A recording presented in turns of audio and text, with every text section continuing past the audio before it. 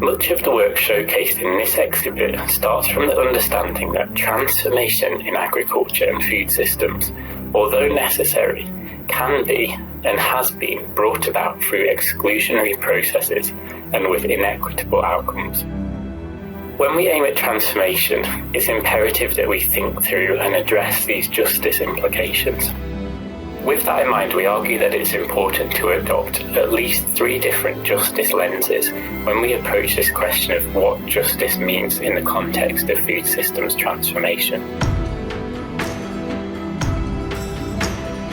Firstly, a historical justice lens focuses our attention on how deep-seated inequalities experienced over time both inform the contemporary state of food systems and often become replicated and reinforced through future trajectories.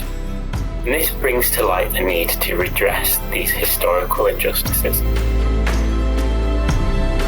Secondly, a representational justice lens turns our attention to governance processes and the voices that do or do not speak into the visioning and governing of transformation. It forces us to recognise that priorities and perspectives on the food system are many and varied, and that there are perspectives that are marginalised and don't have an adequate voice for all kinds of reasons.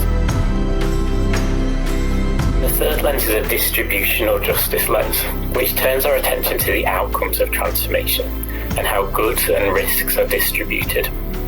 The distribution of access to and security of food, but also nutrition, waste, energy, land, income, employment, ecosystem services, and more. Alongside this difference, though, we also need to recognise that there are fundamental physiological needs and human rights when it comes to food, and that these rights should be protected for all. So translating that concept into some key principles, we argue that in governing and visioning food systems transformation, there's a need to recognise and reflect the multiple spatial and temporal scales of food systems.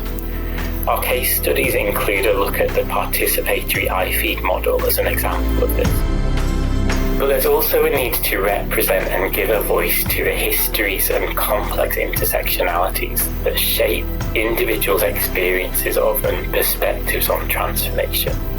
And we look at how the people of Mangochi, Malawi, have used participatory video methods to tell their stories and give a platform to different voices.